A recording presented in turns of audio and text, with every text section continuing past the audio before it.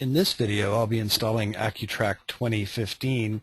It will open to a tutoring sample database on its own drive.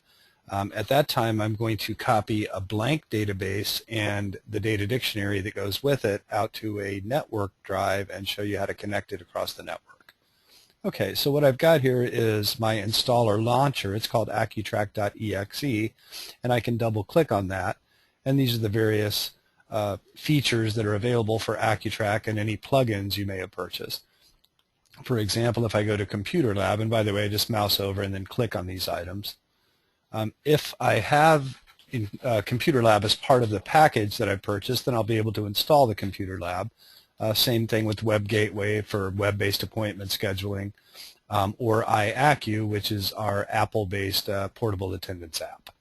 Okay. Now, if I click on AccuTrack here, these are all of the items that are included in the basic AccuTrack installation, including AccuTrack itself, the quick panel, waiting list, AccuTask Runner. Each of these items has its own description and installer. But I'm going to go ahead and install AccuTrack 2015.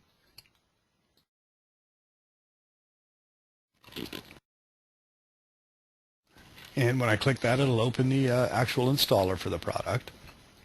I'll click Next, Next again, read the license agreement, and then Accept, Next. And I can put a user or organization here if I'd like. Now I recommend installing it in its default folder and for all users. And it may take a few moments to install here.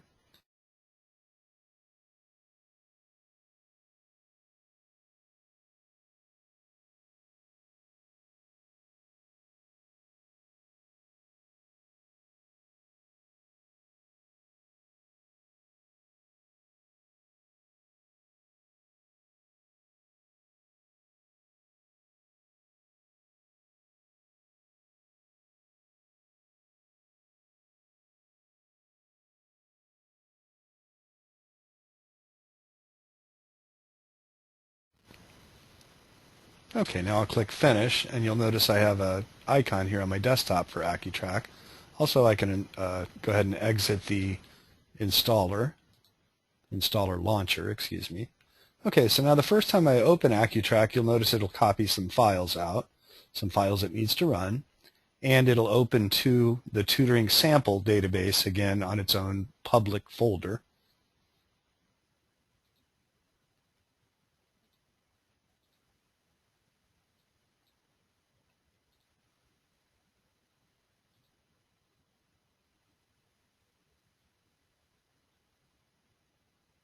Okay, so now I'll go ahead and log in with the default. It's 9-1, so 1 9 times.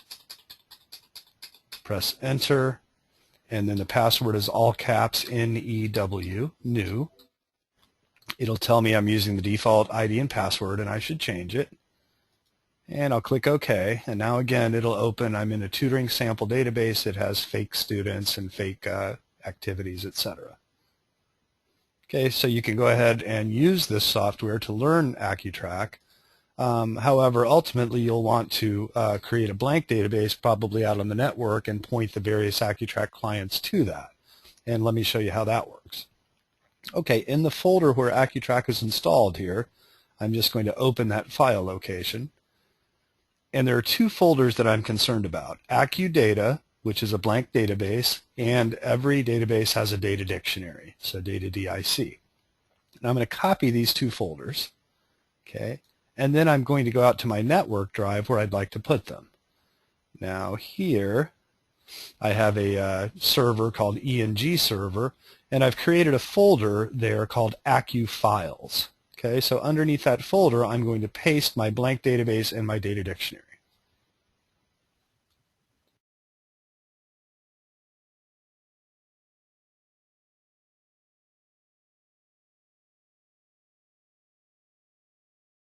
Okay, so that's now complete, and if I wanted to, I could have a map drive letter, or I can use a UNC path like we're looking at here.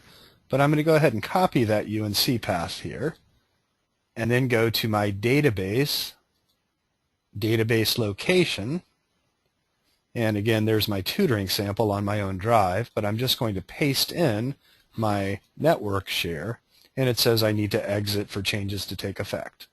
Okay, I'll do that, close, and then exit AccuTrack completely. And it's asking if I'd like to back up my tutoring sample. No, thank you. Okay, so let's go ahead and reopen it now, and we should be pointing to a blank database now out on the network. So you would install AccuTrack on the various client computers that you would like, and then you would point them all to that same shared data.